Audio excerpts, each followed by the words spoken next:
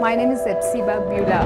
Before I was a Hindu girl doing a lot of idol worship, and I was like a completely traditional girl, like accepting what father says, what the elder says, and I was used to respect all those things. And after coming to the Lord, and I stopped the tradition. I completely stopped the tradition, and I just entered into the love and compassion of the Lord. My parents arranged for the marriage, and it was like 2 months gap from the arrangement to the marriage. And immediately after marriage, like he said, like I don't like you. I just want to leave, and he left. Even I was pleading him, I was begging him, and I was asking him to come back, but it never happened. If he is not going to come to me, I want to die. If he is going to be separated from me, I should die. The day I was about to kill myself, I was watching a TV channel, and immediately she started like, here one girl is crying. You have been separated with your husband and you are planning to die now, but you are not going to do that. Immediately I called to one of my Christian friends, and she shared with me the gospel. On the spot, I accepted Lord as my Savior. The next moment, I felt free from the burdens and all kind of thoughts, and everything left me.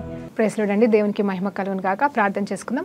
పరిశుద్ధ గొప్ప దేవా, నీకు స్తోత్రం, స్తుతి, మహిమ, ఘనత, ప్రభావం చెల్లించుకుంటున్నాం నాయనా. మరి ఈరోజు చక్కని దినముగా తండ్రి ప్రభా దేవుడు మనకిచ్చి ఉంటుండగా, అయ్యా తండ్రి ప్రభా 5వ దినంలో ప్రభా మేము ఉంటుండగా, అయ్యా నాతో మాట్లాడి మీరే సమస్త మహిమ, ఘనత, ప్రభావాలు పొందుకోమని యేసుక్రీస్తు నామములో ప్రార్థన వేడుకుంటూ సమర్పిస్తున్నాము తండ్రి. ఆమేన్. ప్రైజ్ లార్డ్ అండి. దేవునికి మహిమ కలుగును గాక. దేవాది దేవుడు మనకిస్తున్న ఈ అంశాన్ని బట్టి, పాటని బట్టి మరి స్తుతి ఆరాధన చేసుకుంటూ ముందుకు వెళ్దామండి. ఎందుకంటే ఆయన మన జీవితంలో ఎన్నో చేసి ఉన్నాడు కాబట్టి, దేవుడు చేసిన మేళ్ళకి ఆయనను స్తుతించుకుంటూ, ఆయనను స్తోత్రించుకుంటూ మరొక పాటతో ముందుకు సాగుదామండి. ఆ తర్వాత ఆరాధన చేసుకొని మరి వాక్యంలోకి వెళ్ళిపోదాం. దేవునికి మహిమ కలుగునుగా. అవును కదండి, మరి మనకి దేవుడు ఇచ్చిన ఈ సమయాన్ని ప్రత్యేకమైన పరిశుద్ధ దినాలుగా భావిస్తూ, మరి అవునండి, దేవుడు ప్రతి దినాన్ని పరిశుద్ధత పరిచి ఉన్నాడు. ప్రతి రోజులో మనం ఆయనని ధ్యానించవలసిన వారుగా ఉన్నాం. కానీ మనం ఏర్పాటు చేసుకున్నాము అలాగే ఆచారంగానో లేకపోతే అందరి మేలు కొరకు ఏర్పాటు చేయబడిన ఈ 40 దినాలు శిల్వ ధ్యానాలుగా మనము ముందుకు సాగుతుండగా దేవుడు మనకి సహాయం చేసి మనకి ఆయన కృపనిచ్చి నడిపించును గాక. మరి ఎంతమంది అయితే ఉపవాసం ఉండి ప్రార్థన చేస్తున్నారో వారితో కూడా దేవుడు ప్రత్యేకంగా దర్శించును గాక. మరి పాట ద్వారా దేవుడు ఇంకా అవునండి అందరికీ తెలిసిన పాట పాడుతున్నాను ఈరోజు. అందుని బట్టి దేవునికి మహిమ కలుగును గాక. స్తోత్రం చెల్లింతుము, స్తుతి స్తోత్రం చెల్లింతుము, యేసునాథుని మేలులు తలచి, యేసునాథుని మేలులు తలచి స్తోత్రం చెల్లింతుము, స్తుతి స్తోత్రం చెల్లింతుము. దీవారాత్రములు కంటి పాపవలే కాచి, దీవారాత్రములు కంటి పాపవలే కాచి,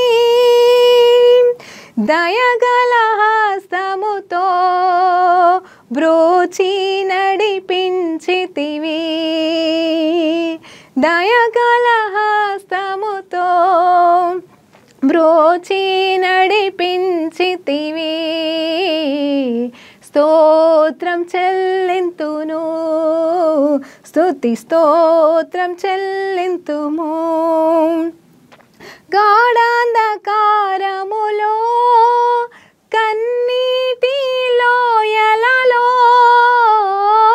గాఢాంధకారములో కన్నీటిలో ఎలలో, కృషించిపోనీయక కృపలతో బలపరచితివి, కృషించిపోనీయక కృపలతో బలపరచితివి, స్తోత్రం చెల్లింతుము, స్తుతి స్తోత్రం చెల్లింతుము.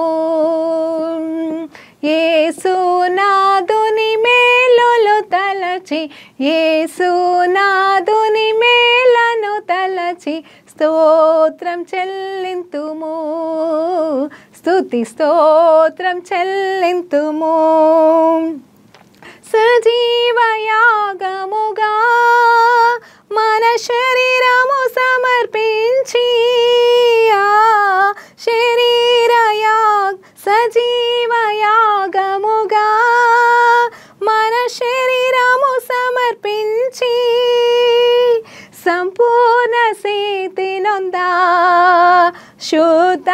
శుద్ధాత్మను నీచితివి హల్లెలూయా సంపూర్ణ స్థితి నొందా శుద్ధాత్మను నీచితివి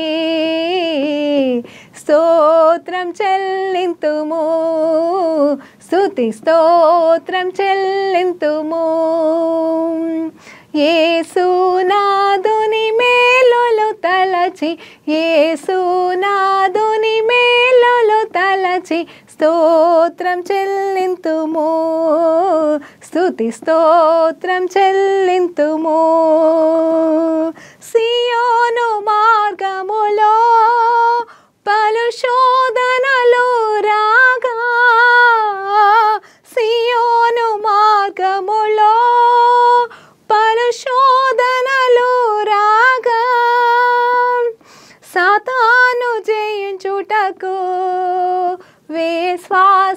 విశ్వాసమునిచ్చితివి సాతాను జయించుటకు విశ్వాసమునిచ్చితివి స్తోత్రం చెల్లింతుము స్తుతి స్తోత్రం చెల్లింతుము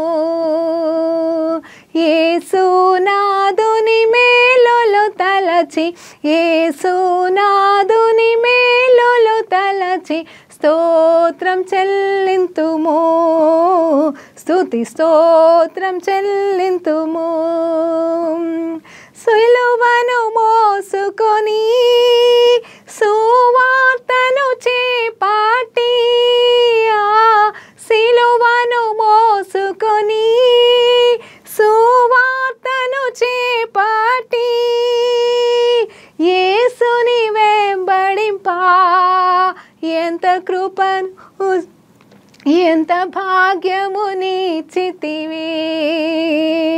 యేసుని వెంబడింపా ఎంత భాగ్యమునిచ్చితివి స్తోత్రం చెల్లింతుము స్తుతి స్తోత్రం చెల్లింతుము యేసునాథుని మేలులు తలచి యేసునాథుని మేలులు తలచి స్తోత్రం చెల్లింతుము స్తుతి స్తోత్రం చెల్లింతుము పాడేద హల్లెలూయా మరణాతా హల్లెలూయా పాడేద హల్లెలూయా మరణాతా హల్లెలూయా సదా పాడేద హల్లెలూయా ప్రభు యేసుకే హల్లెలూయా సదా పాడేద హల్లెలూయా ప్రభు యేసుకే హల్లెలూయా స్తోత్రం చెల్లింతుము స్తుతి స్తోత్రం చెల్లింతుము యేసునాథుని మేలులు తలచి యేసునాథుని మేలులు తలచి స్తోత్రం చెల్లింతుము స్తుతి స్తోత్రం చెల్లింతుము హల్లెలూయా దేవునికి మహిమ కలుగును గాకండి ఆయన చేసిన మేళ్ళకై అవునండి వేల వేల కోట్ల స్తుతులు చెల్లించినా తక్కువే కాబట్టి ఆయన స్తుతిద్దామా కొద్దిసేపు ఆయన చేసిన మేళ్ళకై అవును ఆయన చూపిన కృపకై ఆయనకి మరి ఏమిచ్చే మనం రుణం తీర్చుకుందామండి ఆయన ఎంతగా గాఢాంధకారంలో కూడా ఆయన మనకి తోడై ఉన్నాడు ఆయన ప్రతి పరిస్థితిలో మనకి తోడై ఉన్నాడంట చూడండి కానీ మన నుండి ఆయన కోరుకుంటున్నదల్లా ఒక్కటే ఏంటంటే సజీవ యాగంగా మనము ఆయనకి సమర్పించుకోవాలంట చూడండి ఇక్కడ స్తుతులు చెల్లిస్తున్నాము అలాగే ఈ పాటలో మనం ఒప్పుకోలు చేసుకుంటున్నాం ఏమని ఒప్పుకోలు చేసుకుంటున్నాం తెలుసండి ఇదిగో శరీరముని మనము సమర్పిస్తున్నాం అంత మాత్రమే కాదు ఆయన సిలువని మోయడానికి ఇష్టపడుతున్నావా మనం ఎలాంటి సిలువ మోయాలనుకుంటున్నావు దేవుని సిలువలో ఉన్న సత్యాలు తెలుసుకొని ముందుకు సాగాలని కోరుకుంటున్నావా ఆయనలాగా మరి జీవించడానికి ఆయన స్వరూపంలోకి మార్చబడాలి అనే కోరిక కలిగిన సిలువని నువ్వు మోయవలసిన దానిగా మనం ఉన్నామండి హల్లెలూయా దేవునికి మహిమ కలుగునుగాక ఇదిగో ఆయన ప్రతిరోజు దివారాత్రములు ఆయన మనతో ఉన్నాడు ఆయన మనల్ని నడిపిస్తున్నాడు చెల్లిద్దాం. ఆయనకి హృదయపూర్వకమైన కృతజ్ఞతాస్తుతులు కాసేపు చెల్లిద్దామండి. Thank you Jesus, thank you master, thank you Lord. రికల్లాబా షరబా. పరిశుద్ధాత్మ దేవానికి స్తోత్రమయ్యా, గొప్ప దేవానికి స్తోత్రమయ్యా. చేతులెత్తండి. ఆయన వైపు చూడండి. మరి మీరు పడుకొని ఉన్నా సరే, మరి మీరు లెగలేని స్థితిలో ఉన్నా సరే, మీ చేతులు ఆయన వైపు చూపి ఆయనతో మాట్లాడండి, ఆయనని పలకరించండి, ఆయనకి ఘనత చెప్పండి, ఆయనని స్తుతించండి. ఆయన మనకి చాలిన దేవుడిగా ఉన్నాడు. నువ్వు ఈ స్థితిలో కూడా దేవుడు నీ నుండి కోరుకుంటుందల్లా ఒకటే, అన్ని వేళలో అన్ని విషయాల్లో కృతజ్ఞతాస్తుతులు చెల్లించమంటున్నాడు కదండి. ఈరోజు మనం అదే ధ్యానించబోతున్నాం. కానీ నువ్వు ఉన్న పరిస్థితిని బట్టి నీకు ఆనందం లేదా? నువ్వు ఉన్న పరిస్థితిని బట్టి నీకు మరి దుఃఖంలోనే ఉంటున్నావా?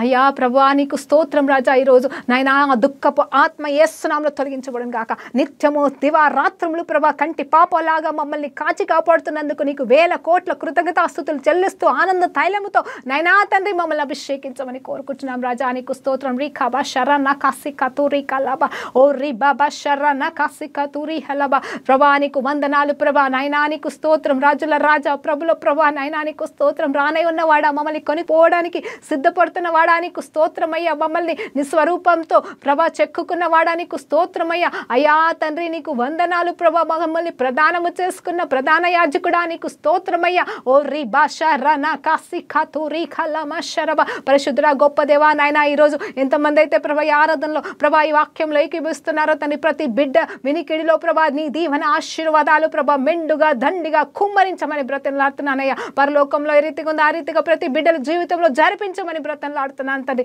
అవునయ్యా, మా జీవితాల్ని, మా శరీరాల్ని, మా ప్రాణాత్మ దేహంలో ఈరోజు మీకు సమర్పిస్తున్నామయ్యా. అయ్యా నీకు ఇంపైన సువాసనగా మమ్మల్ని అంగీకరించండి అయ్యా. అయ్యా కృప చూపించండి అయ్యా. నీ రక్తంతో కడగండి నైనా తండ్రి, కృప చూపించమని ప్రభా. అయ్యా వినికిడిలో ప్రతి వాక్యము ప్రభా నైనా విత్తుతుండగా నాన్న అయ్యా తండ్రి నూరంతల ప్రతిఫలము వారి జీవితాల్లో ప్రభా కలుగుటకు సహాయం చేయమని వేడుకుంటే ప్రార్థన స్తుతి ఆరాధన సమర్పిస్తున్నాము తండ్రి. ఆమేన్. ప్రైజ్ లార్డ్ అండి. దేవునికి మహిమ కలుగును గాక. మరి కొద్దిసేపు మరి 4 మాటలతో మనము ముందుకు సాగుదామండి. ఏంటంటే 1 తెస్సలోనికీయులకు రాసిన పత్రిక మరి 5వ అధ్యాయం 23, 24 వచనాలు చూస్తున్నప్పుడు అక్కడ ఏమై ఉంటుందంటే, ఇదిగో దేవుడే తన సంకల్పం చొప్పున తన హృదయపూర్వకంగా తనకు తానుగానే ఏం చేయబోతున్నాడంటే మన ప్రాణాన్ని, శరీరాన్ని, ఆత్మని పరిశుద్ధపరచబోతున్నాడు, సంపూర్ణులుగా చేయబోతున్నాడు. అందు నిమిత్తమే తన పైన వచనాల్లో ఏమని ఉంటుందంటే, మీరు ఎల్లవేళలా అన్ని విషయాలలో మీరు కృతజ్ఞత కలిగి ఉండాలి అని చెప్తున్నాడు. ఇక్కడ సజీవ యాగం అనగానే మనకి గుర్తుకొచ్చే మాట రోమీయులకు రాసిన పత్రిక 12వ అధ్యాయంలో మరి 1 నుండి 3 వచనాలు క్లుప్తంగా చదివి ఈ 15 నిమిషాలు మనం ధ్యానిద్దామండి. ఆయనకే మహిమ కలుగును గాక. కాబట్టి సహోదరులారా, పరిశుద్ధమును దేవునికి అనుకూలమైన సజీవ యాగముగా మీ శరీరములను ఆయనకు సమర్పించుకొనుడని దేవుని వాత్సల్యమును బట్టి మిమ్మల్ని బ్రతిమలాడుకొనుచున్నాను. ఇట్టి సేవ మీకు యుక్తమైనది. మీరు ఈ లోక మర్యాదను అనుసరింపక ఉత్తమమును అనుకూలమును సంపూర్ణమై అయ్యున్న దేవుని చిత్తమేదో పరీక్షించి తెలుసుకొనుటకు మీ మనస్సు మారి నూతనమగునట్టుగా రూపాంతరము పొందుడి. చూడండి, దేవుని చిత్తమేదో మనము తెలుసుకోవాలి అంటే, దేవుని చిత్తానుసారంగా మనము మరి అనుసరించాలి అంటే ఈ లోక మర్యాద ప్రకారంగా కాదు, కానీ పరలోకంలో ఉన్న తండ్రి చిత్తం ప్రకారంగా మనము నడవాలి అంటే మరి ఇక్కడ ఏం చెప్తున్నా అంటే మన శరీరాలని, మన ప్రాణాత్మ దేహాలని మరి సజీవ యాగంగా ఆయనకి సమర్పించుకోవాలంట. హల్లెలూయా. అవునండి, యేసయ్య తన శరీరాన్ని అవునండి మన కొరకు సమర్పించలేదా?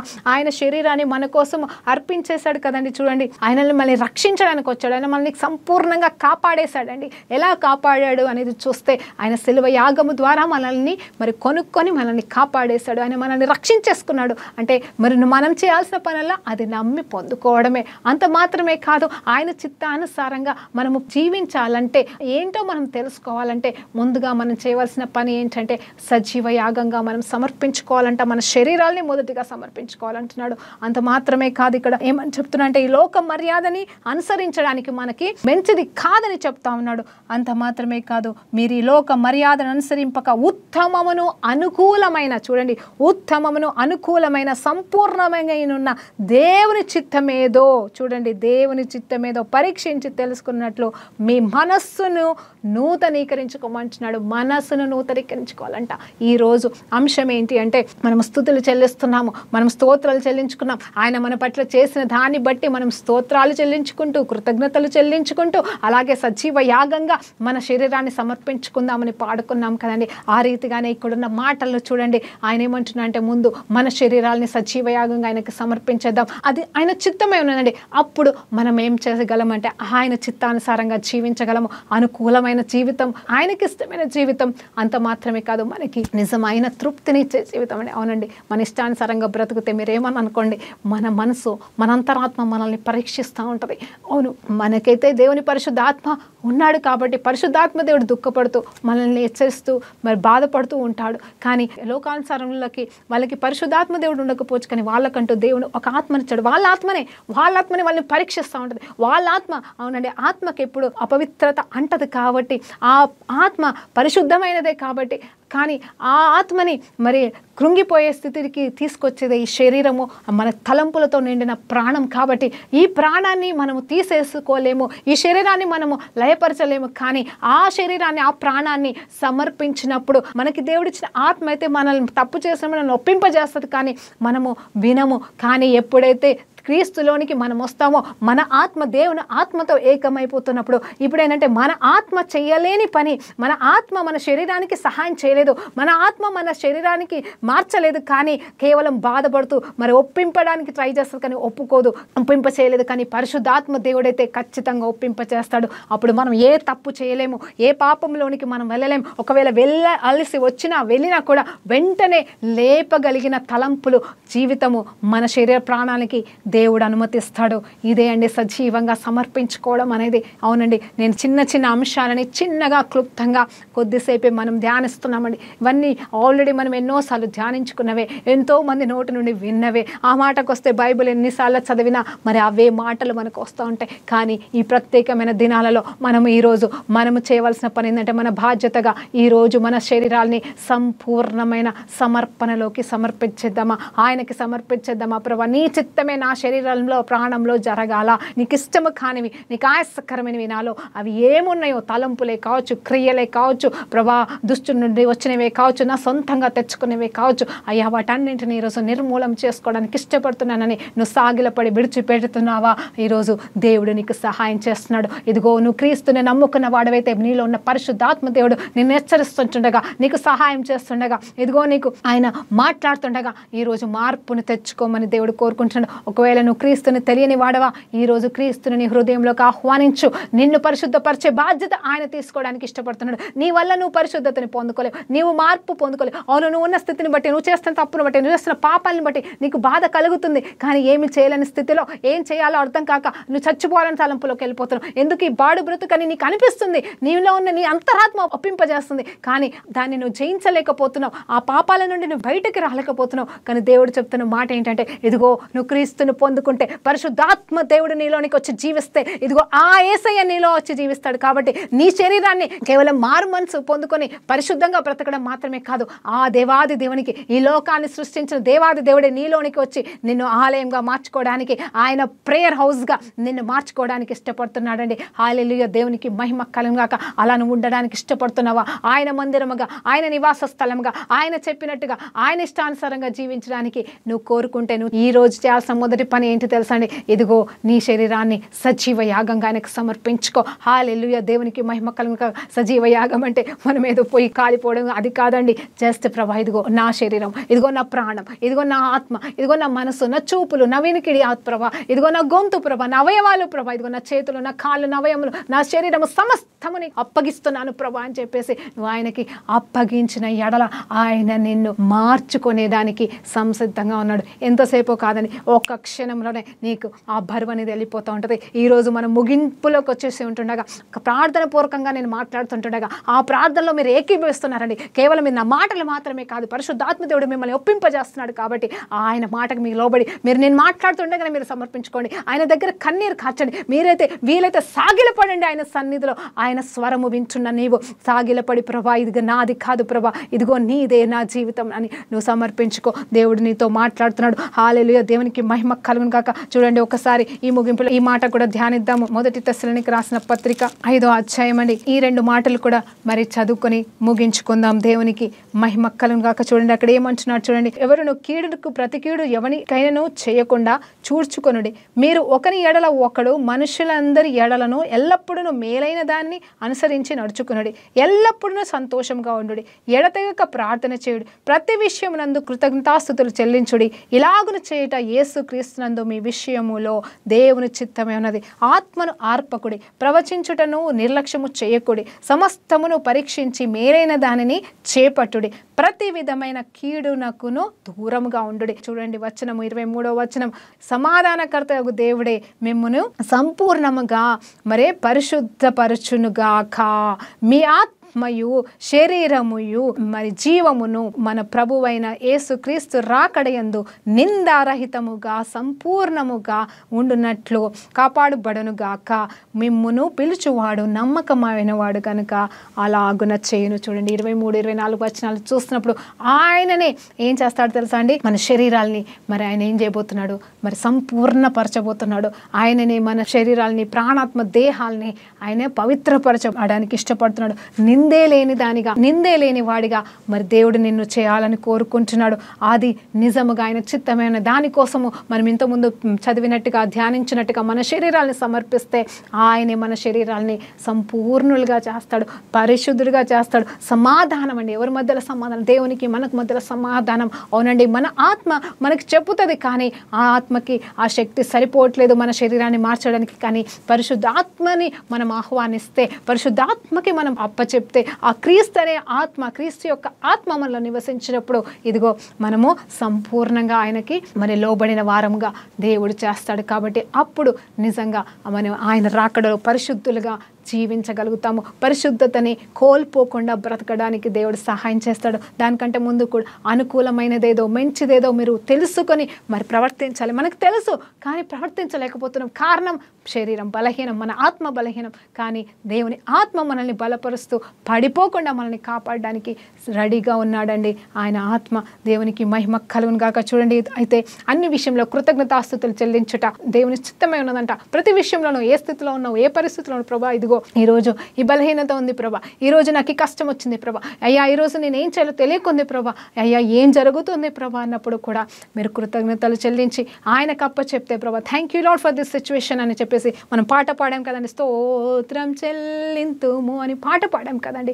అలాగే ఆ పాట పాడినట్టుగా కాదు, ప్రతి విషయంలో మనం ఆయనకి కృతజ్ఞతాస్తుతులు చెల్లించుకుంటూ అన్ని వేళలా అన్ని రకాలుగా మన శరీర ప్రాణాత్మ దేహములను ఆయనకి సమర్పించుకుంటూ ముందుకు వెళ్ళిపోతే ఆయన సమస్తాన్ని నూతనీకరించి మన మనసులని సైతం నూతనీకరించడం. అవునండి, మనసు నూతనీకరించడం అంటే మామూలు విషయం కాదండి. మనకి ఎన్నో చేయాలని ఉంటుంది, కానీ అది చేయడానికి మన మనసు సహకరించదు. అయితే మనము ఇవ్వాల్సింది ఏంటి తెలుసా? మొదటిగా మన మనస్సును, అవును మన హృదయాన్ని దేవునికి ఇస్తున్నాము. ప్రభా నీ చిత్తమే, నీ చిత్తమే అంటున్నాము. అవును నీ చిత్తమేంటో తెలుసుకొని చేయమంటున్నాడు. ఆయన చిత్తమేంటో తెలుసుకోవడానికే మరి సంవత్సరాలు పట్టిపోతూ ఉంటుంది. కానీ అక్కడ అన్ని సంవత్సరాల దాకా మన జీవితం ఏమైపోతుందో తెలియట్లేదు. కాబట్టి ఆయన చిత్తమేదో తెలుసుకోవాలంటే ముందు మనం మార్చుకోవాల్సింది మన మనస్సు. మన మనస్సును నూతనీకరించుకోవాలి. ఆ మనసును నూతనీకరించుకోవడానికి కావాల్సిందే ఈ వాక్యం అనే సత్యం అండి. వాక్యాన్ని ధ్యానించినప్పుడు, వాక్యాన్ని చదివినప్పుడు, వాక్యానుసారంగా బ్రతికినప్పుడు హల్లెలూయా దేవుని చిత్తము మనకు తెలుస్తుంది.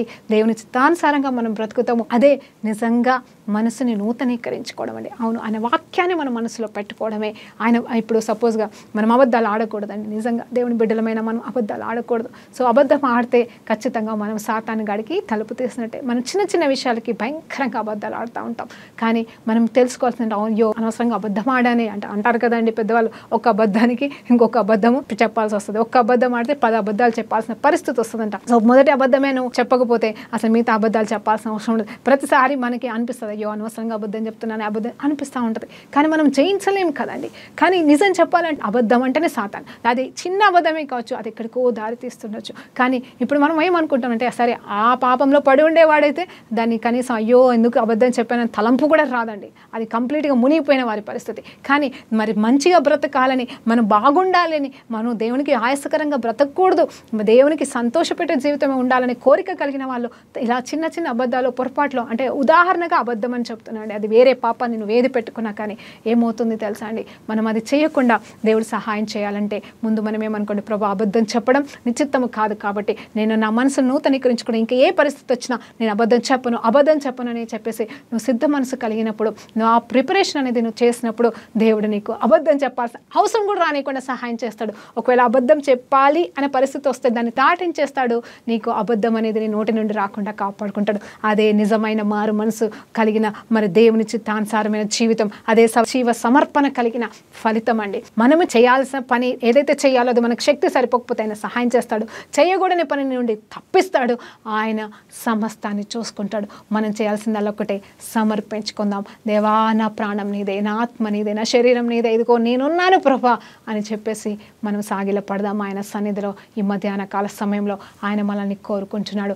ఉన్న పాటన ఆయన పాద సన్నిధికి రమ్మని అడుగుతున్నాడు. ఆయన పాద సన్నిధిలో పాదాల దగ్గర తొక్కిపడేయడానికి పిలవట్లేదండి. మనం ఆయన పాదాల దగ్గరికి వెళ్ళినప్పుడు ఆయన జస్ట్ అలా లేపి ఆయన హత్తుకోవడానికి సిద్ధపడుతున్నాడు. నిజమే, మనం తగ్గించుకుంటే ఆయన హెచ్చించడం అంటే ఇదేనేమో. మనం తప్పును ఒప్పుకున్నప్పుడు ఆయన ఎప్పుడు కూడా మనల్ని పాదాల కింద పెట్టుకోవాలని చూడడు. సాతానుగానే మన పాదాల కింద పెట్టేస్తాడు. కానీ ఆయనైతే ఎప్పుడు మనల్ని తన హక్కును చేర్చుకొని తన కుమారుడిగా, తన భాగస్వామిగా మనల్ని చేసుకోవడానికి ఇష్టపడుతున్నాడు. కాబట్టి మరి ఆ రీతిగా మనం జీవించడానికి ముందుకు సాగుదాం. ప్రార్థన చేసుకుందాం. పరిశుద్ధ గొప్ప దేవానికి స్తోత్రమయ్యా.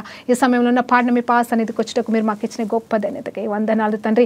అయ్యా, నిజమే తండ్రి, సజీవ యాగంగా ఏ రీతిగా మేము సమర్పించుకోవాలో ప్రభా నాయన ఆ పాట రూపంలోనూ నీ చిత్తం ఏంటో తెలుసుకున్నాము తండ్రి. అయ్యా, ఆ రీతిగానే మేము జీవించుటకు కృప చూపించమని యేసుక్రీస్తు నామములో ప్రార్థనతో సమర్పించుకుంటున్నాము తండ్రి. ఆమెన్. ప్రైజ్ లార్డ్ అండి. దేవునికి మహిమ కలుగును గాక.